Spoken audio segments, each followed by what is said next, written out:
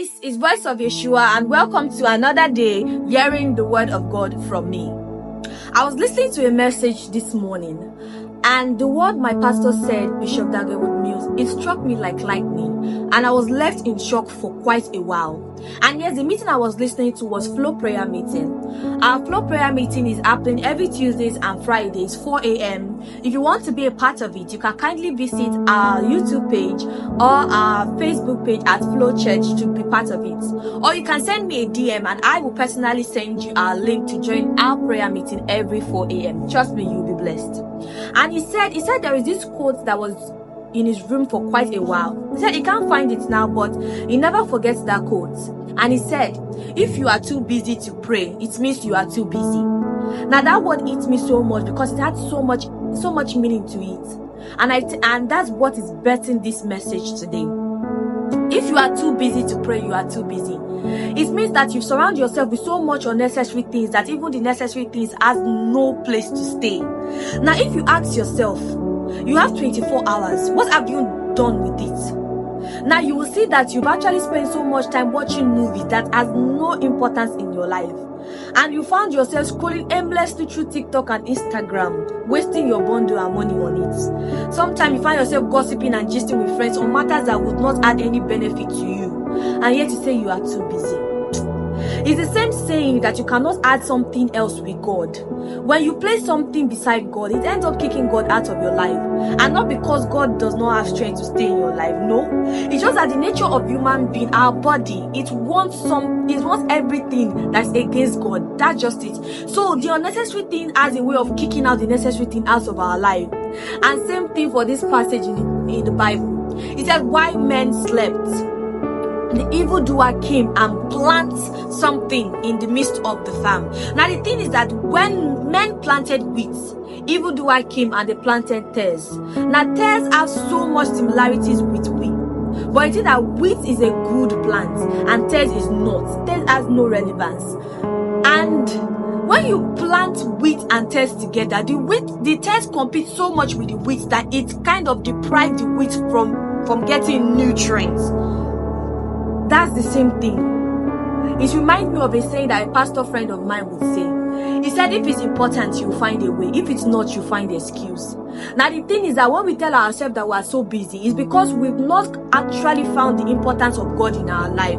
We've now come to value the importance of having a prayer life and actually communing with God. And that is why we are so busy. Now, the thing is that you might tell yourself, I really love God. I genuinely love God. Stop that. It's high time we come to our senses and just admit it. You don't really love God. But it's okay. There is a room for amendment.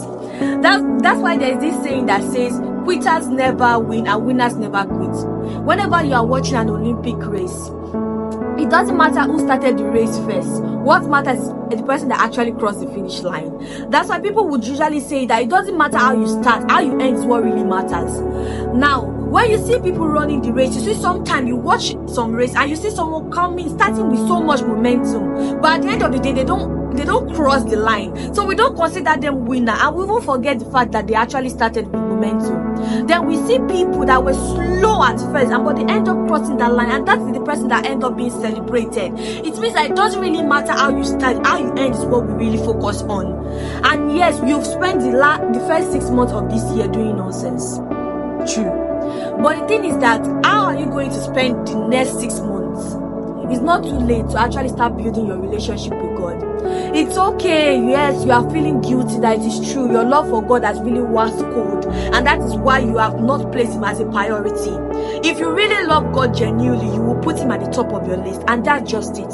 When you are in a relationship with someone, a romantic relationship, let me say, no matter how busy you are, you find time to call that person, just even text and say, hey, I'm just checking up on you, how are you doing?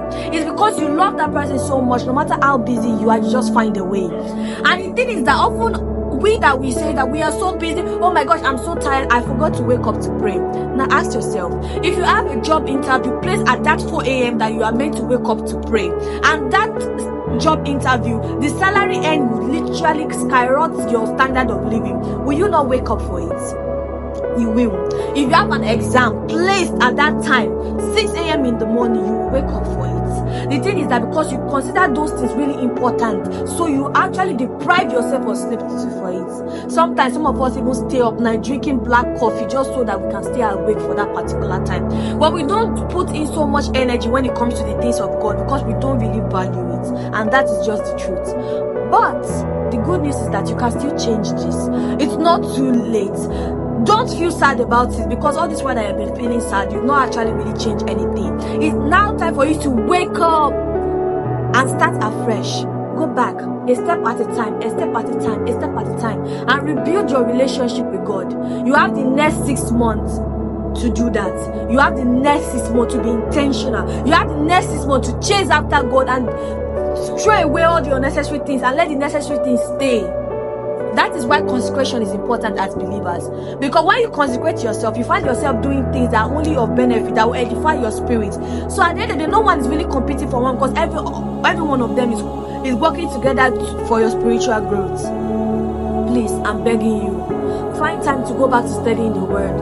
Go back to praying. Even if it's 10 minutes a day, it will make a change.